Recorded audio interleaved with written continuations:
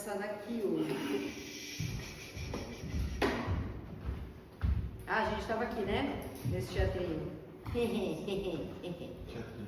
A gente estava nesse teatrinho pequenininho aqui.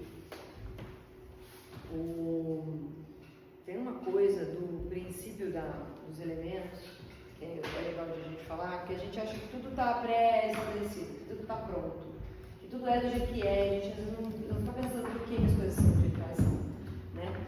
Se a gente pensar, por exemplo, nessa situação entre plateia e palco, por que ela é frontal? Por que a gente tem que subjugar a plateia e colocar a plateia em um lugar de assistência, de passividade, né?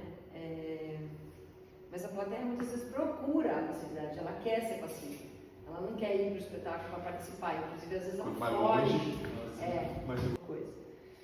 Mas o que eu acho importante de falar tecnicamente, assim, porque aí menos filosoficamente como os objetivos artísticos de cada um, é como que os caras iam resolvendo as questões, né? Por exemplo, como é que esses caras resolvem luz, como é que esses caras aqui resolvem som? E a máscara, por exemplo, é um recurso de resolver o som, de como a projeção da voz chegava nos lugares. Então a arquitetura do lugar tinha que ser construída de uma maneira que fosse possível ver de todos os lugares, então essa plateia ganha uma inclinação para que todo mundo possa ver o palco. E eles começam a usar máscaras com uma espécie de cone, para que todo mundo possa ouvir o que está sendo dito. Porque vira uma caixa acústica, uma concha, onde todo mundo vai ouvir, e a voz do autor também vai para esse lugar. Por exemplo, essas coisas mais antigas tiveram longos períodos de evolução, né? E essas tecnologias em curto espaço, né? Já muito assim. É muito. Só que se a gente pensar que os princípios já estavam estabelecidos, ficou fácil. Porque a gente meio que já tinha uma cultura disso, né? A gente já sabia aonde se posicionar, como se relacionar. Direcionar para dar o número de... Então essas coisas são muito antigas. Por exemplo, todos esses recursos que a gente usa na cena hoje, são todas coisas muito estudadas por outras pessoas há muito tempo atrás, todos os efeitos de luz, de sombra, de fumaça, de efeito especial. Por exemplo, na China, né, essa coisa da pintura, do rosto, do jeito de construir a cenografia sobre um palco de madeira que embaixo tinha coisas, então surgiam de baixo coisas. Já estava tudo feito, isso aqui, olha lá, séculos e séculos para trás, um negócio que vamos pegar. Eu queria mostrar muito isso aqui, ó. Elas são os mistérios, vocês já devem ter ouvido falar, os mistérios religiosos. Eu fiquei falando sobre como o teatro entra e como o teatro sai de dentro das igrejas, né? No período medieval, por exemplo, se fazia teatro fora, do lado de fora da igreja. Então, na escadaria, na lateral da igreja, e se fazia na circulação. Então, o público tinha que se deslocar pelos cenários. Tinham, digamos assim, os mistérios ou as fases da história entre o paraíso e o inferno. O público tinha que se deslocar. Um cortejo, né? Uma grande feira livre, um cortejo, só que o elenco não se deslocava. O público passava nas estações. Então ele via um pedaço da cena, daí flex. Opa, vamos ver aqui, nascimento do fulano, tá, vamos ver aqui, o fulano foi pra cruz, o fulano não sei o quê, vamos ver mais um pouquinho.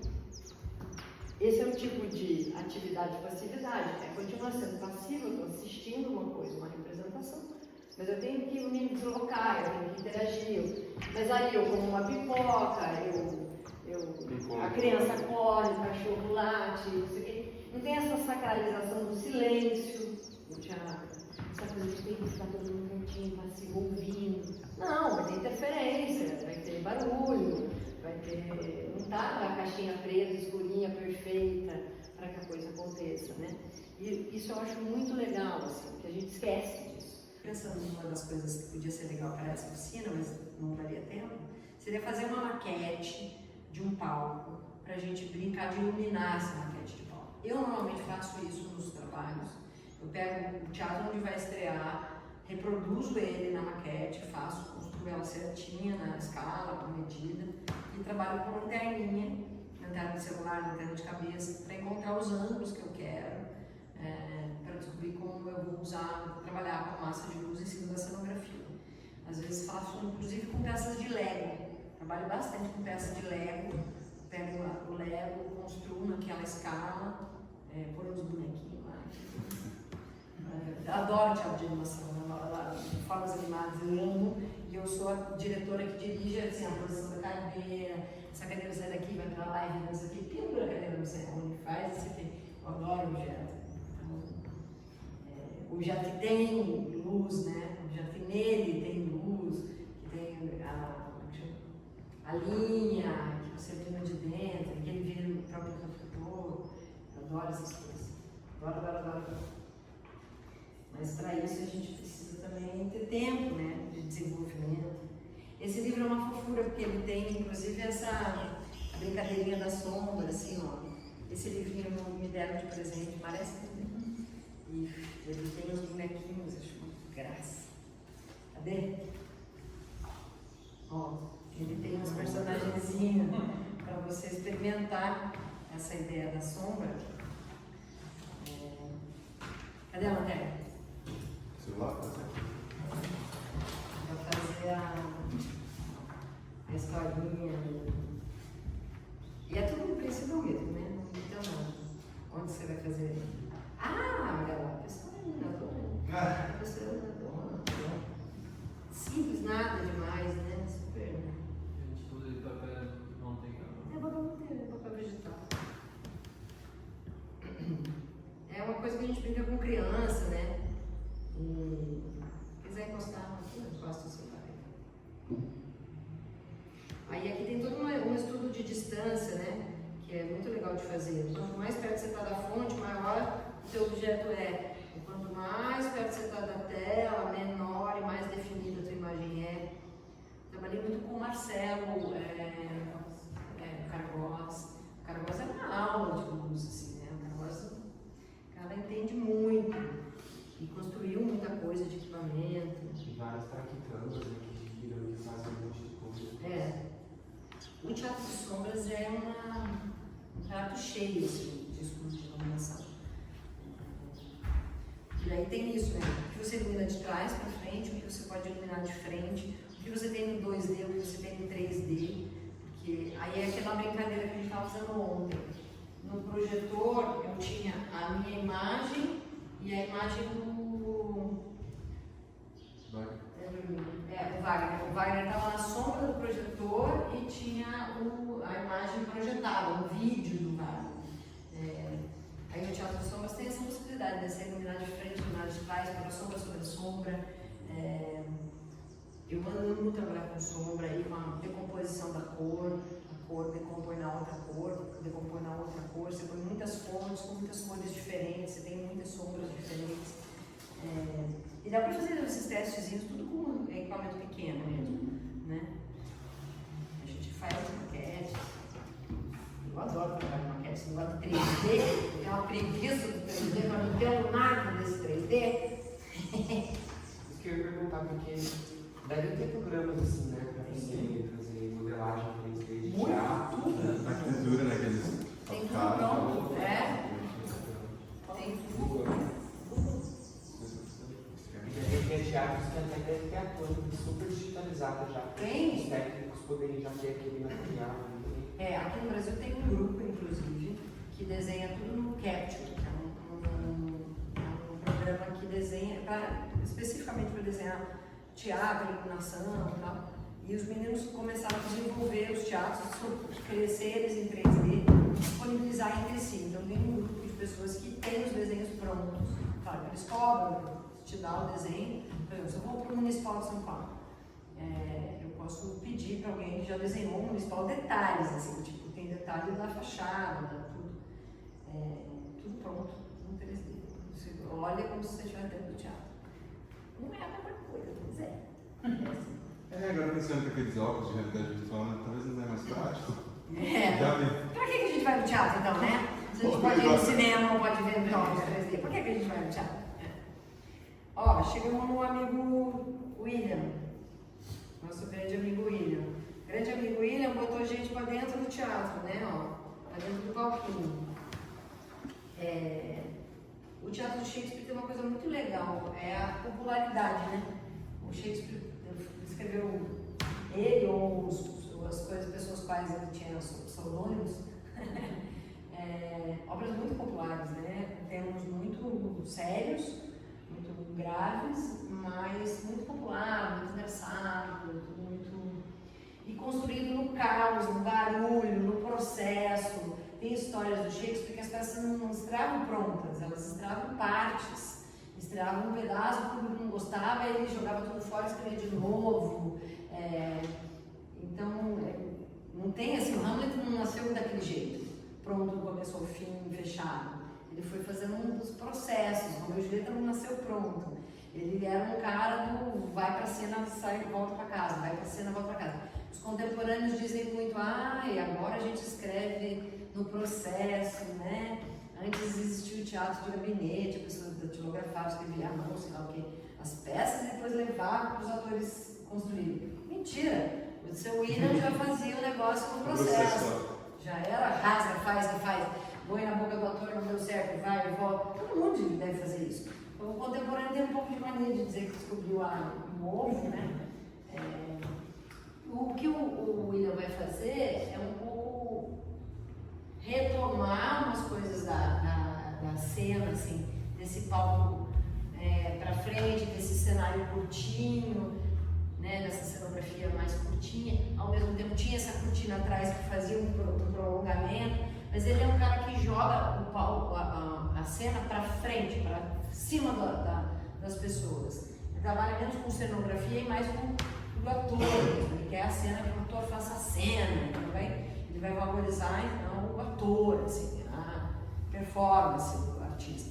E menos a cenografia, menos a parafernália, né? Ele vai só dizer é noite e vai puxar um pelinho preto lá atrás. E é noite. E é noite e tá tudo bem. Ele não vai ficar construindo cenografia e traficando. Ele vai trabalhar muito na dramaturgia, no texto mesmo. E aí aqui também começa a aparecer essa divisão, né? Entre quem está na primeira galeria e quem está na segunda galeria e quem está no paraíso. Sabe o que é o paraíso? É o último andar. É o último andar. Por que chama paraíso? Mais perto do céu. Porque está mais perto do céu. Geralmente as pessoas que vão no último andar se chamam as crianças do paraíso. As crianças do paraíso, exatamente. E porque normalmente não tem cadeira, é só um banco, ou as pessoas ficam meio de pé, e é um lugar mais barato, é ruim de ver, não tem uma visibilidade normalmente. Mas conhecido como balcão hoje em dia. Terceiro balcão da Bahia. Terceiro balcão da Bahia. Tem. E é perto do céu, ó, tá vendo? No palco tem um teto, pintadinho de céu lá, ó, que bonitinho. Né? O teto do teatro não é essa merda que a gente tem hoje, com um monte de refletor pendurado, um monte de bambolina, né? Não, ele tem um céuzinho mesmo, né? Então eles estão perto do céu, do paraíso. Então, é gostoso, né, de ouvir. Eu cheguei agora em Belém e é muito legal as pessoas que indicam o lugar para as pessoas da plateia, né? Não, mas é só vocês subir lá no paraíso e tal, porque é lá no paraíso. É tão gostoso de ouvir as pessoas dizer, não, você está no paraíso, no terceiro andar, no seu lugar. É o pior lugar para ver um espetáculo. Mas é paraíso, é uma coisa. Não, eu gosto, por exemplo, de ver música, mas para o teatro eu prefiro ver mais perto. Mas música eu gosto de ver mais até no primeiro e segundo. Mas tecnicamente não é um bom lugar. Não? Acusticamente não é, visualmente também não é. Paraíso é difícil. Costuma ser difícil. Tem uma coluna, né? Mas tem um chinês que chama as crianças do paraíso. Sim, é lindo. Eu já fiz um espetáculo baseado E dói o pescoço subir do alto também, você tem que ficar assim. Ficar assim, vendo lá. Que medo que tem medo de altura. Eu saio de lá com dor de colo, você tem que ficar. Tem umas grades de segurança. Da onde? Lá em Minas, Poços de Caldas. Sim. E aí você tem que ficar com a cabeça no meio das grades. Só porque as pessoas que ficam lá, você já sabe, tá? Quem vê aqui não vê quase nada, exatamente. Ou vê de costas, o elenco, né? Já fica num lugar que você já fica vendo todo mundo de costas. É o teu vídeo de ladinho lá, dessa. Agora imagine iluminar isso aqui. Nossa. A encrenca aqui deve ser. Nossa, uma fagulha já. Não tinha um teto retrátil, cadê? Na verdade, nesse período aqui não tem energia elétrica. Né? Nesse período aqui não tem energia, né? É tudo ainda na vela, na cera, na tocha. Mas o globo é furado. O meu não tem teto. O globo não tem teto. E ele está lá ainda, né? Dizem que está lá ainda. Reformaram, reconstruíram. Estamos na Inglaterra? É, na Inglaterra. Na Inglaterra. São William. São William é inglês. Dizem.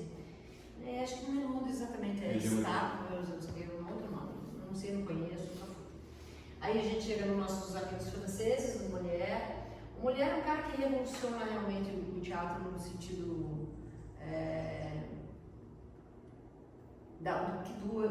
que ele traz para a cena, assim, né?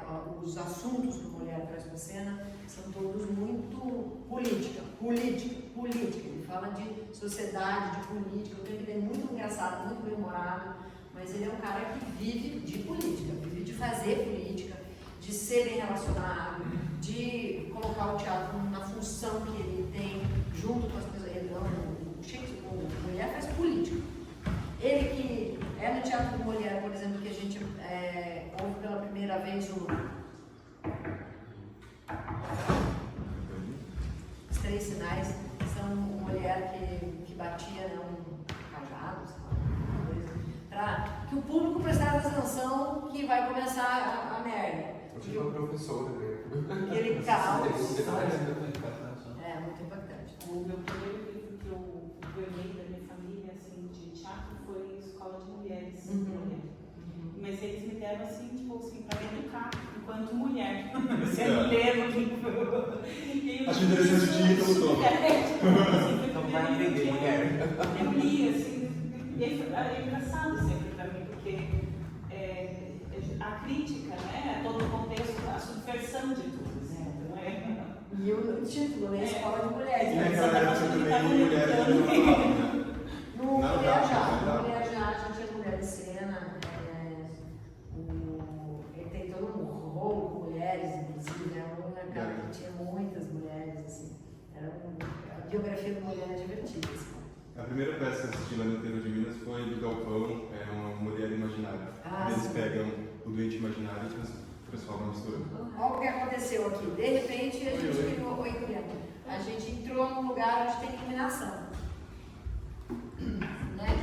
Aquele palco todo veio se desenvolvendo, com uma casa aberta, mesmo acontecendo na rua de noite, com tocha, de repente ele entra dentro do teatro e a gente começa a ver luz. E com o que se fazia luz? Com vela, com cera, com gás, com bico de gás. Ainda aqui não tem bico de gás, ainda tem. Esse é um perigo, né? Individual. É um perigo? Total! Mas a vida era na vela, né? As pessoas usavam em casa, as pessoas usavam para fazer tudo a vela. Então elas estavam acostumadas. Não era uma coisa, claro, que devia pegar fogo num negócio aqui, pegar fogo num negócio lá, mas. Normal. toda hora pegava fogo em algum lugar. Toda hora pegava fogo em algum lugar, você parava ali rapidamente, vamos continuar aqui, galera. Né? Não era um negócio extraordinário, igual hoje em dia a gente pega uma vela, você fica assim, meu Deus do céu, vai apagar, meu Deus, vai cair na pessoa, na roupa, não. E assim, devia ser uma cera fedida, um sebo de bicho ali, enfiado no banho, devia ser um negócio insuportável. Um negócio de querosene a gente acha cheiro fedido. Vela? Gente que gosta. Mas é difícil, é um negócio que flui. Eu vejo lá do bom, não tinha mosquito. Não tinha mosquito? Com essa quantidade de cera, de Ah, fumaça e tal. Vamos imaginar, né? Porque Mas por que cheiro de bicho era feito de gordura? por exemplo, vela é feita com banho de bicho, banho de porco, para fazer igual sabão. Você faz sabão e vela do mesmo material, pela gordura do bicho. Óleo de baleia. Por que caçavam baleia? Você sabe por que caçavam baleia? É super. Sobre o ângulo da luz no teatro, que a gente usa até hoje. A gente usa tanto a caixa cênica e o edifício teatral se estabelecem como edifício teatral e caixa cênica e pontos de ângulo de fixação de refletores a partir desse momento aqui, mais ou menos. Isso vamos pensar que, Anaís, você século XVII. Século XVII, 1600 e pauzinho, né? Então, se a gente pensa em 1600 e pauzinho, o Brasil já chamava Brasil, né? Já tinha uma galera por aqui explorando, matando, invadindo. Ainda o Brasil não era um país, mas já estava no mapa da conversa. Mas a Europa, tipo, está lá muito na frente. Estamos descobrindo ali como iluminar a cena. Ó, repara, onde que tem luz? Tem aqui na beirada do palquinho. E depois a gente já tem uma sequência que tem os candelabros acesos. A gente aqui não. Não tem nessa ainda não tem. Se a gente for lembrar no teatro mais tradicional, no teatro clássico, tem um candelabro gigante em cima da plateia. Como que. É um candelabro, que é para colocar vela. Né? Candelabro é para pôr vela. Como que acende e apaga o candelabro?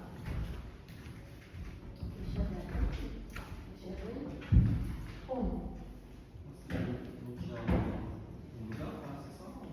O candelabro normalmente é uma coisa grande, comprida.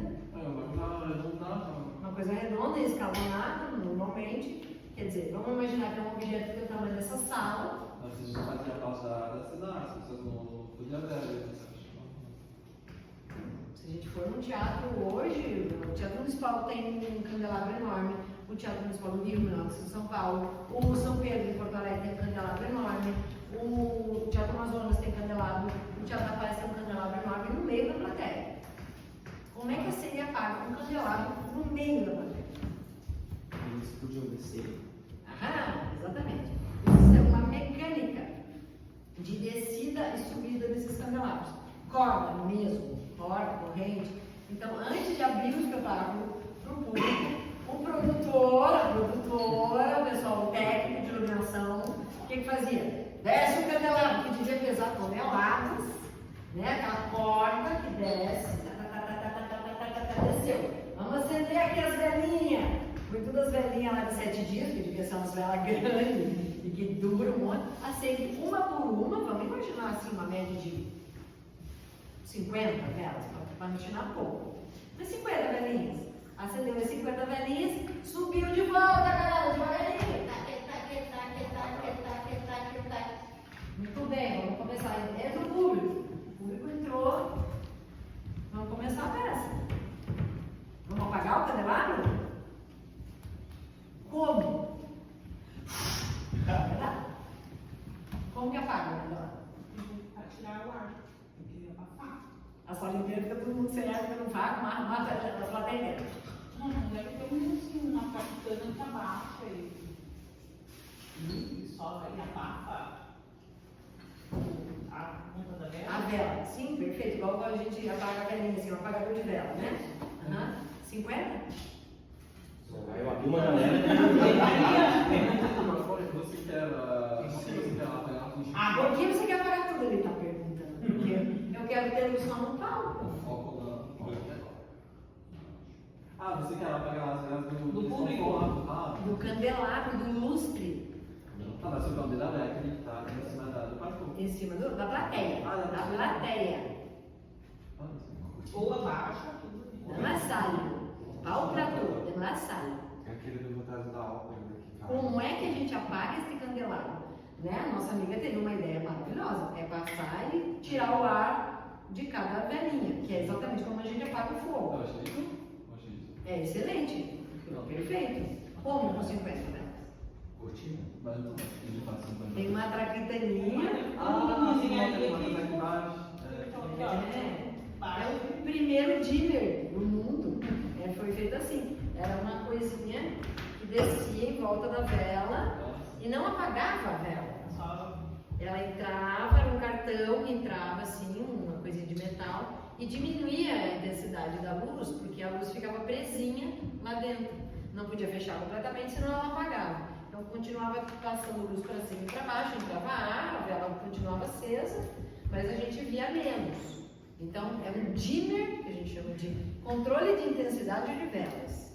Foi inventado por um italiano.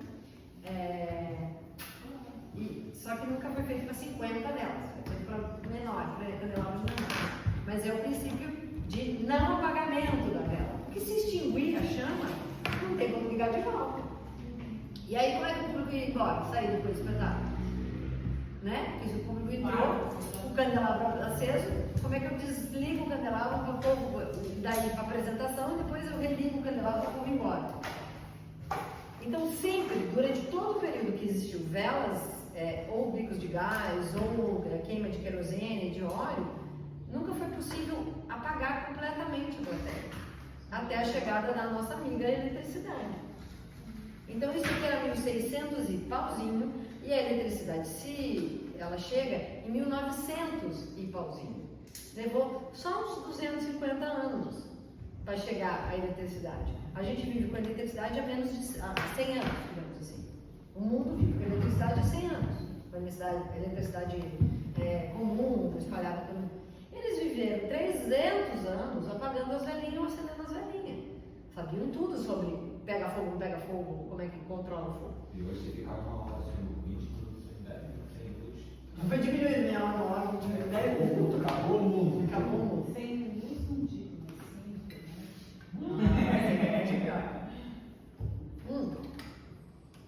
Mas é muito interessante pensar isso, que a ideia do escuro no teatro, desse escuro mesmo, ela não existia até a eletricidade chegar. A gente tinha penumbra, a gente tinha... a cena provavelmente era muito mais escura do que hoje, a gente precisava de muito menos luz para ver uma cena, então a gente precisava de equipamentos menos fortes, uma velinha mais discreta, um candelabro menorzinho, e a gente já via a cena. Porque nosso olho estava acostumado com a coisa mais escura. As cidades não eram iluminadas. A gente não estava exposto. Imagina isso aqui, gente.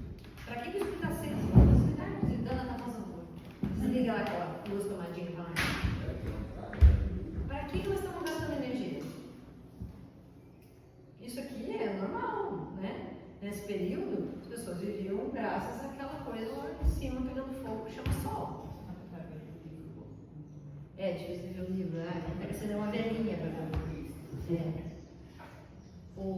É só não ficar na frente.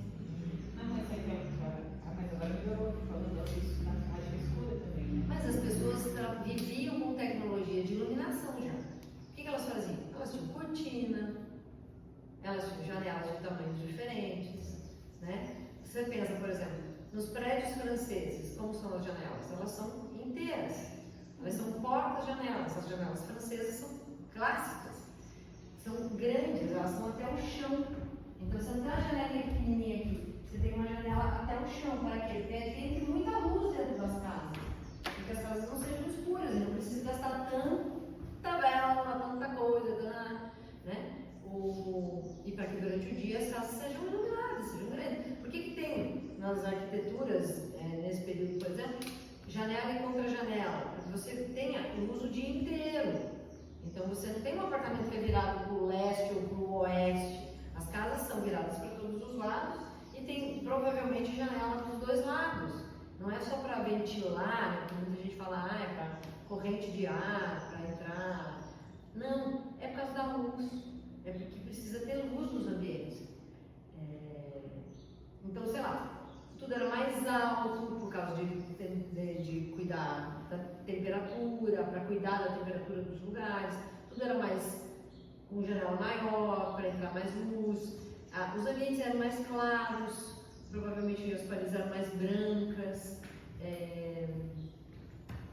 Então, essa ideia de uma sala preta, um escuro total, essa perfeição do blackout, né, do escuro, não existia no teatro antes de chegar a eletricidade. Não existia dentro das casas. Uma sala dessa pintada de preto, jamais. Jamais. A gente luta contra a gente mesmo, é muito louco. A gente fica falando de salvar o planeta, que a gente estava falando, que a gente falou vários aqui, né? Então tem o circular, que pode ter plateia em toda a volta, esse defasado, que é um pouquinho descolado do centro, esse centro da cena está um pouquinho mais profundo, a plateia mais para cá. Vocês conseguem entender o gráfico aí, né? O semicircular, que está todo mundo mais ou menos no mesmo nível, que é quase um teatro grego ali, né? Mais clássico, em que, pensa gente, esse palco está sempre baixo, né? O palco está baixo, a plateia está elevada. E esse 3/4 de círculo, os defasados, por exemplo, esses espetáculos grandes, tipo Cirque du Soleil, são monstros, espetáculos, eles preferem esse tipo de palco aqui, o defasado. Aí tem esse elisabetano, que a gente chama de elisabetano, mas que vocês viram ali, já tem um teatro oriental, chinês, japonês, e aí o que muda aqui, né? Ó, o palco fica alto e a plateia está aqui, mas existe uma meia cena um pouquinho mais baixa. Então a gente tem um palco mais alto, um avanço aqui um pouquinho mais baixo, e depois a plateia. Ele pode ser assim, retangular, circular, misto, né, de formatos diferentes. Elisabetanos são, porque são da período da Rainha Elizabeth, a gente sempre pode culpar os ingleses de trazer coisas pra gente, tecnologias de palco, inclusive, falando de outras coisas, os ingleses hoje. É período do Shakespeare, né? O Globo é construído assim, e a gente está muito comum a gente show, a gente vê muito esse show, né? É um teatro que a gente conhece muito. Aí a gente vai chegar no palco italiano, que talvez seja o que a gente mais conhece, ou que a gente, quando a gente fala teatro, talvez seja esse modelo que a gente pensa, né? Onde a plateia está frontalizada com relação à cena. Ele pode ser retangular, ser circular, como o goião, por exemplo, ou em ferradura, em formato de ferradura. Esse em ferradura é o que normalmente tem 1, 2, 3 escalas de varanda. Tem essa plateia central, ali no meio, que é o que está embaixo, e essa lateralzinha ali, meio do C, né, quase uma ferradura mesmo de cavalo. Ele vai subindo na escala, né? A gente tem o primeiro andar, o segundo andar, o terceiro andar, que é o nosso paraíso. Esses 3 talvez sejam os modelos que mais tem edifícios que foram construídos em volta desses teatros, né? E no Brasil tem milhares, e talvez seja esse palco que por exemplo, a Tati fala que falta aqui, ou que o Fábio falou também aquele dia, né? Esse edifício teatral onde a gente tenha essa situação, onde o palco vai ter mais condições técnicas, né? De vários, de pontos de iluminação. Imagina, a gente acha que não tá bacana. Tô chegando lá. Aí, o que acontece na contemporaneidade, né? A gente vai voltando para o que pode parecer precariedade, mas que também é muita tecnologia, que é esse palco mais múltiplo, né? Que aí é um barracão, um palco no chão, né? Completamente zerado, o piso, e a gente vai ter o que vai determinar o tipo de palco é a posição da plateia. Se a plateia está totalmente de um lado só, se ela está para os dois lados, se eu tenho parcialmente públicos aqui, ou se eu tenho vários palcos simultaneamente e muitas plateias espalhadas. Quanto mais eu modifico a posição da plateia, mais eu complico a vida do iluminador ou da iluminadora, né? Quanto mais espaços múltiplos de cena eu tenho, mais equipamento eu preciso, enfim, complica tudo. Complica para o diretor, porque ele tem que pensar nessa encenação, nessa cenografia, complica por ele, né? Uma inversão aqui, né? Pensa, tudo isso, né? A gente pode fazer dos dois sentidos, ou a plateia estar fora e o palco ser o miolo, ou a plateia ser o miolo e o palco ser fora. Enfim, tudo isso para falar o quê? Que o espaço é muito determinante no teatro, né? Tem muita gente que trabalha em performance com um site específico, que é, nesse espaço específico eu vou construir uma peça. Eu vou para um barracão, eu vou para uma fábrica, eu vou para um shopping, uma loja, uma escola, e vou construir uma peça itinerante num lugar. Aí, para onde a gente vai a partir daqui? Chegamos na parte boa. Ângulos de iluminação. Se a gente determinar onde a peça acontece, a gente consegue imaginar como a gente vai ter o elenco, como a gente vai ter a cenografia e a partir de que ângulos a gente vai iluminar essas pessoas. A gente já falou de luz direta, que é essa luz que é o refletor que está direcionado para o elenco, para a cena, tem uma vara de iluminação em cima da plateia, em cima do público, com um monte de refletor. E lá a gente vai ligar tudo aquilo para a gente ver a cena. É uma luz eficiente, para que a gente possa ver o que está acontecendo, para a gente ver o cenário, para a gente ver a cara dos atores. Ela vai resolver a vida.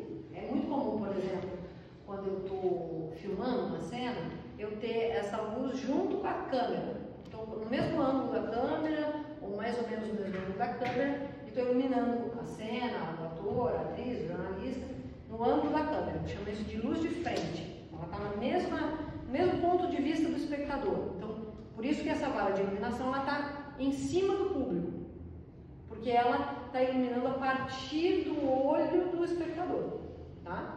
Então, se eu tenho 4 frentes, por exemplo, público centrado nos 4 lados, eu tenho que ter 4 luzes de frente, porque eu preciso de 4 frentes, né? E a gente chama de frente mesmo.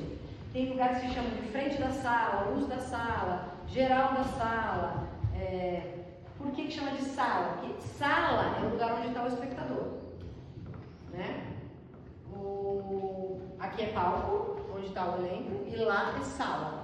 Não importa se tem 4 ou 5 lugares da cena. Então, luz de frente, ela existe com esse nome para que exista o contraluz. Se a gente tem uma coisa que ilumina de frente, a gente tem uma coisa que ilumina de contra. Qual que é o objetivo do contraluz? É dar volume. Porque nós não somos bidimensionais, nós somos tridimensionais. Nós temos volume, nós temos costa, a gente tem um corpo que tem um determinado volume. E quando a gente ilumina de frente, a gente tem uma tendência a dar uma chapada na coisa, né? Luz de frente, luz de contra, luz de lateral, fechou, 3, ali, tem um corpo. Porém, a luz de frente pode estar ali, ali, ali, ali, ali, ali, ali, ali, ali, ali, ali, ali. Eu tenho muitos ângulos para a luz de frente. Ou ela pode estar aqui, aqui, aqui, aqui, aqui, aqui, aqui. Então, o que eu chamo de frente é tudo que vem dali, no palco, só isso. Tudo que vem dali é luz de frente, inclusive o que está no chão. Né? Então, por que a gente tem que chamar luz de frente o que está lá em cima? Não, é de frente para mim, está na cena, falando que vocês estão aí. De contra, a mesma coisa. O que está de contra-luz está lá, vou ficar de costas, está lá, mas está lá, está lá, está lá, está lá, está lá, está lá, está lá. Está em todos esses ângulos, assim e assim. Então, ótimo, cobri a frente, cobri o fundo. E agora eu venho na lateral. Cubro aqui a mesma coisa. A lateral não está necessariamente na altura do meu corpo. Ele pode estar lá. Lá, lá, lá, lá, lá, lá, lá, lá. E tudo isso é uma luz lateral. Então, às vezes a gente escreve, né, nos nossos roteiros, luz lateral. Fudeu, o técnico não sabe. O técnico não sabe se está aqui ou se está lá, ou se está lá, ou se está lá. Eu sei que está na lateral, mas eu não sei aonde. E a lateral tem mais problema. Lateral alta ou a lateral média ou a lateral baixa? É muito grande esse ângulo, né? Mas tá tudo bem, temos 3. Frente, contra, lateral. Teremos uma pessoa muito bem iluminada. Você falou isso, eu lembrei um trabalho que era do filme que ele fez, que era o que o Beto iluminou, que era esse nome de lá. Sim, sim. Que era uma cadeira e era uma luz. Só que aquela uma luz era tanta luz que tipo, tinha muito. Eu me lembro assim, era uma luz. Depois eu busco as luzes, tinha as laterais, eram, sei lá, umas 8, 9 luzes. Então, era uma cadeira, né? Mas parecia que tinha um desenho só. Tinha um desenho. E aí quando você vai olhando assim, começa a buscar, ele é muito mais do que só uma luz, né? Uma complexidade, na verdade. É muito legal mesmo, assim. esse trabalho que a gente faz, ele não é no geral que ele se faz, né? Ele não é uma construção genérica, ele é do detalhe. E é esse que é o nosso ponto, assim. Trabalhar com o que a gente trabalha é o detalhe do detalhe, da escolha, da escolha, da escolha, da escolha, é tudo muito minucioso para que fique realmente bom, que seja realmente em linguagem, que queira dizer realmente algo, que esteja coordenado, que esteja no movimento, que ajude a sublinhar e a contar uma coisa, tem um trabalho de precisão de detalhe, né? E é tão bom, a gente tem tempo, espaço e tecnologia para fazer, mas, enfim, é possível fazer um pouquinho. Vou continuar aqui, tá? Obrigada, Matheus. Isso aqui tudo não foi eu que escrevi, foi esse menino chamado Max Keller, que é um alemão. Tem um livro dele que é ótimo, que é dos anos 80, mas enfim, pouco importa, é muito legal. Ele faz um desenho aqui mostrando mais ou menos onde estão esses pontos de luz. E aí eu vou mostrar para vocês por enquanto, e durante a semana a gente vai experimentar isso, tá? A gente vai fazer mesmo isso para a gente sacar como é bacana, tá? Então, ó, luz de frente, a posição 1, né? Luz de frente, 90 graus. 90 graus é exatamente isso que eu estava falando. Que grau é esse? É esse que vem retinho na minha cabeça, né? Ó, tá, 90 graus. Tá aqui, ó. 90 graus, vocês já estudaram, eu pedi para vocês estudarem o que era 300, o que era 360, o que era 90. Alguém estudou? Alguém sabe me explicar? Não. Poxa, gente, eu deixei lição de casa. Teve uma pesquisa sobre os dias do ano mesmo. Aham. E não vi muito, mas tem a ver com isso, né?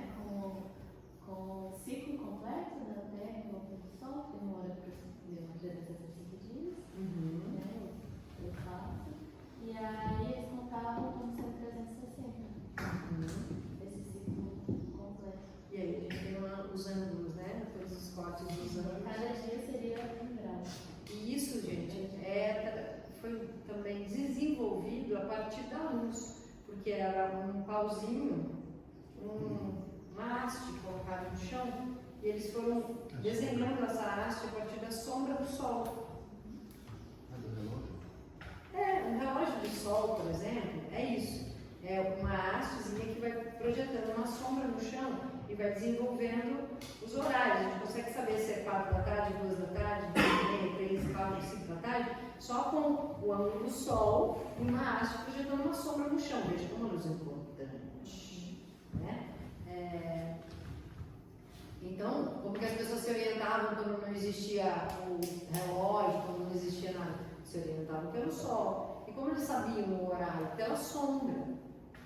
Claro que a pessoa não tinha um pauzinho lá na frente da casa dela, ela ficava olhando e dizia, agora é 2 da tarde. Não, é uma sensação de o sol está a pino, o sol está zenital, que é um dos ângulos que a gente vai estudar aqui agora. O que é esse sol zenital, essa palavra zenital? É porque ela está exatamente 90 graus acima da minha cabeça. É quando a minha sombra está exatamente embaixo do meu pé. É quando eu não percebo a sombra. Então, para as pessoas, né, que viviam mais próximas da natureza e tinham o sol como referência do seu horário de trabalho, do seu período dentro do ano, a luz e a sombra que produzem a graduação das coisas. Então, esse 90 graus aqui, ele está em relação a alguma coisa, ele não é 90 graus do nada. Tem alguma coisa que produz um 90 graus. 90 graus é esse no reto do cantinho do quadrado aqui, né? O quadrado, a relação entre essa linha e essa linha é de 90 graus.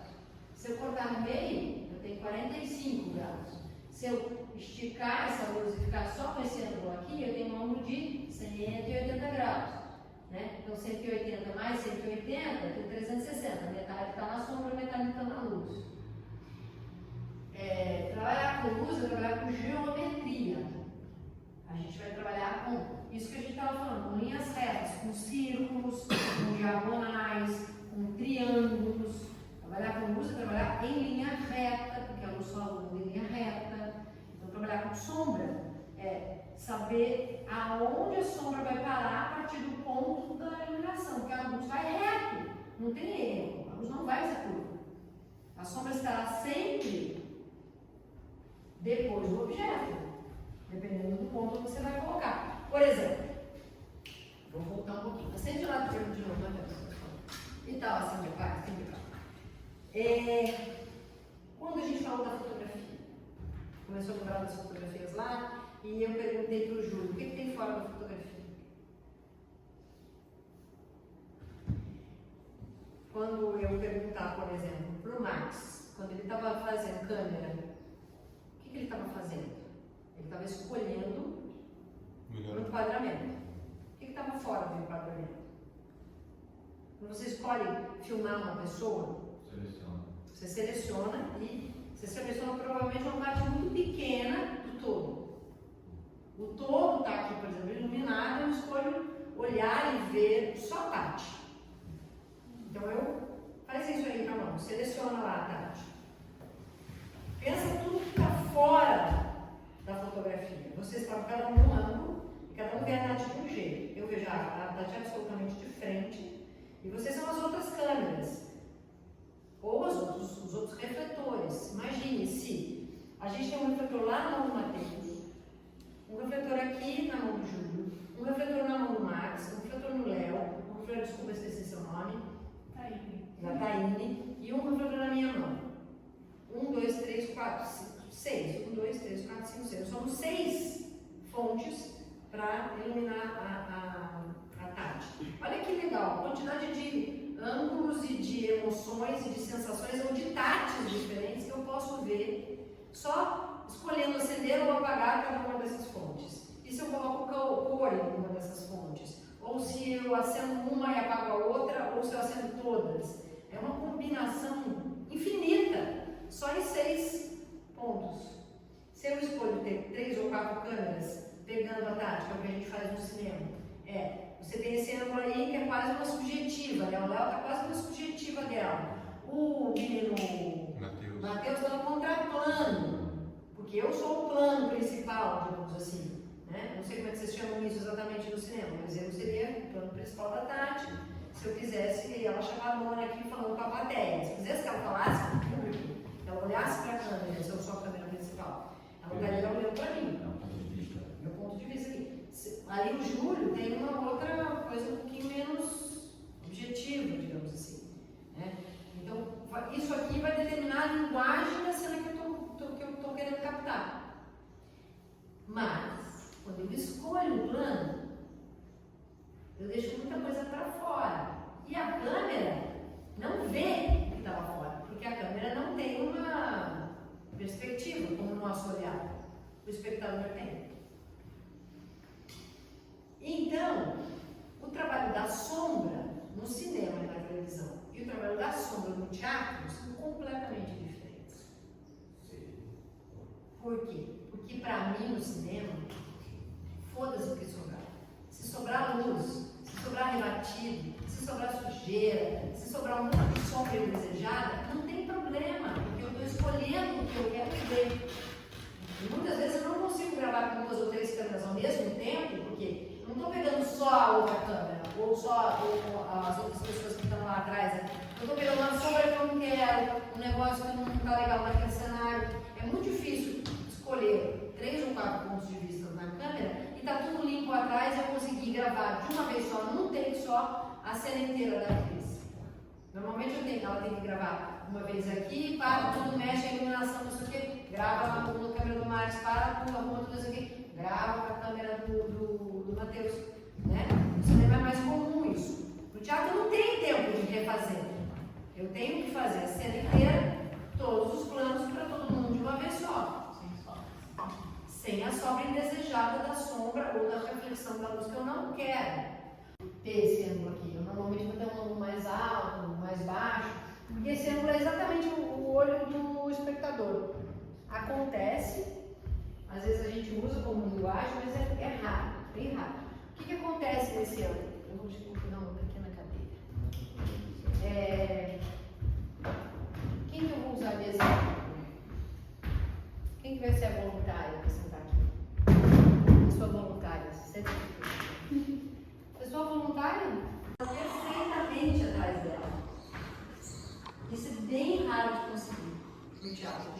costumo usar. Eu não costumo ter esse ângulo. Mas é bem legal, é o ângulo perfeito, digamos.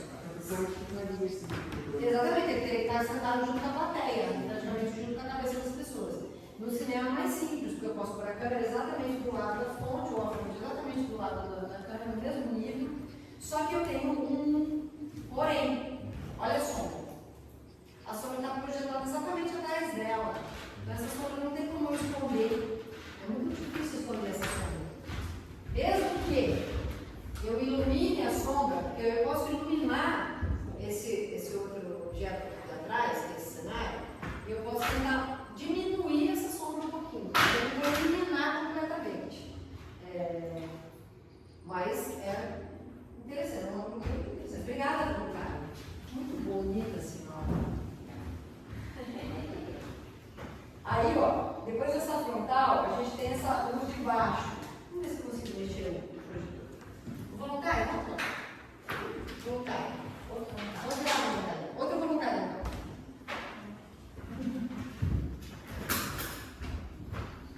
Ai, voluntário dois. Nossa, daí muda a pessoa, eu já estou no enjoando. Vou tentar. Não. Vamos lá, voluntário dois.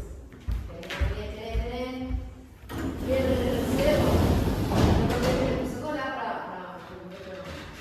o eu também não tenho nenhuma sombra no rosto dele, né? A sombra está toda lá em cima. Esse é bem bom. A sombra foi toda para lá em cima. A sombra do nariz dele porque o nariz dele é grande. Hein, Léo? Vamos botar esse narizão aí. E torto ainda, o nariz dele é grande e tortinho, ó. Ele tem um pouco mais de volume pro lado de cá do que pro lado de lá, hein? Ele olha pra cima, mais sombra. Mas olha como tem o brilho no olho dele, né? Lembra que eu falei que esse ângulo a gente usa para corrigir sombra no nariz, no queixo, no olho, para dar brilho no olho? A gente usa muito esse IPV, essa luz do chão, para corrigir a sombra. Ele nunca vai ser um ângulo principal, mas ele vai ser um ângulo de correção. Eu estou distante do Léo para fazer isso. Léo, vem mais perto. Ele cria uma teatralidade, uma dramaticidade. Então ele é um ângulo bastante teatral. Porque ele pode ser fantasmagórico, ele pode ser, sei lá, a gente pode associar várias coisas, né? Esse é um ângulo que é um pouquinho mais para cá, assim, sendo aqui, que é um 45 graus. Dá um pescoço assim para trás. Esse é um ângulo, um pouquinho mais, então a luz Caroline, aí. Esse ângulo é o ângulo da luz animal. Lembra que o Fernando falou ontem que antigamente no teatro tinha essa luzinha na beirada do palco e chamava Luzes da Ribalta, tem filme, né, do Chaplin que chama Luzes da Ribalta. Esse é um ângulo muito bom no teatro. Ele cria uma geral, projeta a sombra do elenco lá para cima do cenário. Deus vem. Esse ângulo é no chão, mas ele é fácil a sobra de luz fica boa, porque ela vai lá pro teto, não fica na cenografia, ela limpa a imagem. E se você der mais para cima, mais para frente. Mais.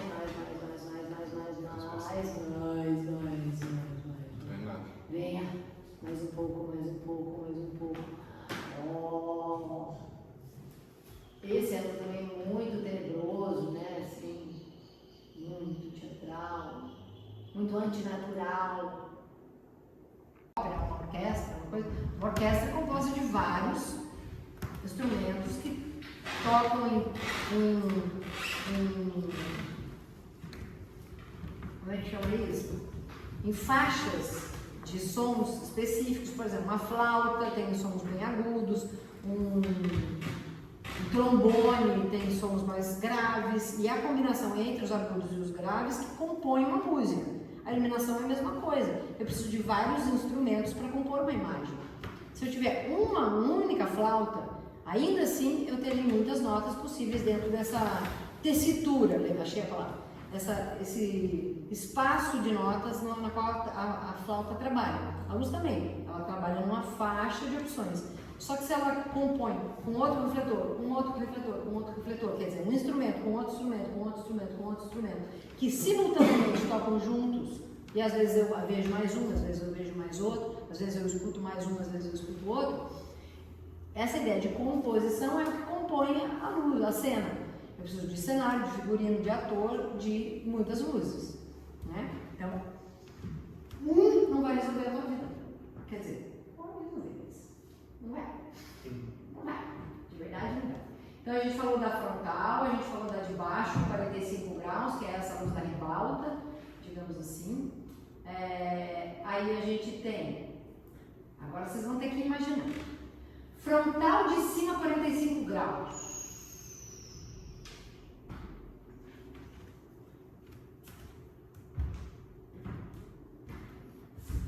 A gente não pode montar aqui agora, mas uma frontal de cima 45 graus seria. Como é que eu me entendo o grau? Como é que eu chego no 45? Eu estou aqui, eu tinha 90, né? Se eu tenho 90 lá, aqui eu tenho 60, aqui eu tenho 60, aqui eu tenho 45. É a metade do quadradinho, né? Se o quadradinho é 90, a metade é 45, aí eu subo, tenho 60. Daqui para lá ou daqui para lá. Essa aqui é frontal de cima 45. Então, o 45 é aqui, entre aqui e aqui. Eu tenho essa graduação no meio do caminho. Ela é uma das que a gente mais usa. A gente usa bastante a 45 e usa bastante a 60. Se eu tivesse aqui onde eu estou agora, aquela ali é praticamente 45 graus. Tem a ver com o quê? Com a distância que a vara está, que o refletor está, entre mim, o chão e a vara. Então não é um ângulo certo. Eu tenho que fazer essa conta dependendo da altura do teatro.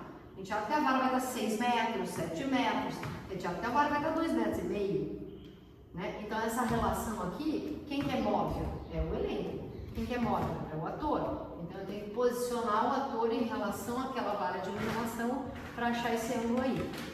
Nos grandes e bons teatros, esse ângulo da vara da frente, por exemplo, ele já está estudado, ele já está bem perfeito. Então você chega, você tem a vara de iluminação na posição e na altura correta para ter uma boa iluminação frontal do palco. Olá, sou o Júlio César Ribner. Estou atualmente cursando aqui o curso de Blackout e Luz com a Nádia. É um curso muito interessante, temos aprendido bastante coisa referente às formas de luzes, às sombras, sobre a montagem também da iluminação, sobre a concepção, né, da iluminação, sobre a ideia sobre o palco, como funciona, como chamar também as localizações do palco. Atualmente eu trabalho como aderecista na Depson Produções Artísticas, com o show no Marco das Três Fronteiras. E é muito importante para mim estar conhecendo mais sobre essa arte da iluminação, que é algo que eu sempre tive muita vontade de aprender. E aos poucos a gente vai absorvendo e adquirindo conhecimento e aprimorando esse conhecimento. Tenho aprendido bastante aqui com a Nádia e espero aprender muito mais com ela. Vamos ver ao decorrer do curso, né, o que mais ela tem a nos mostrar. Estou achando muito interessante tudo isso, que também é feito aqui na Unila.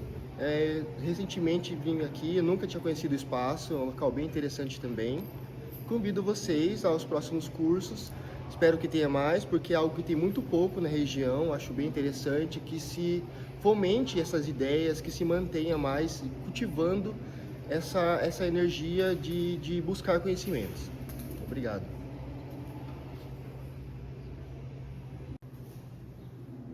Eu sou o Léo Pontes, eu estou em Foz há mais de 10 anos e aqui eu trabalho como ator, produtor teatral, sou arte educador também e estou aqui nesse curso como uma grande oportunidade, né, de aprender um pouco sobre iluminação, que é um aspecto tão importante, né, do teatro e das artes da cena também de modo geral, do cinema, da dança. E estar aqui aprendendo com a Nádia e com o coletivo é muito importante, porque a gente tende a ficar num lugar de congelamento, né, do saber. Então a gente se acomoda, não quer saber mais, e isso é bom para a gente poder se inspirar, conhecer outras pessoas, conhecer do trabalho tão importante do iluminador cênico, e numa cidade que a gente não tem o teatro, que a gente não tem um local específico para a gente trabalhar isso, ainda assim é importante aprender para a gente descobrir como trabalhar com a luz em diferentes espaços, né? Então está sendo uma ótima oportunidade, estamos aqui na metade do curso, ansioso pela semana que vem, para ver o que a gente vai aprender, e é isso.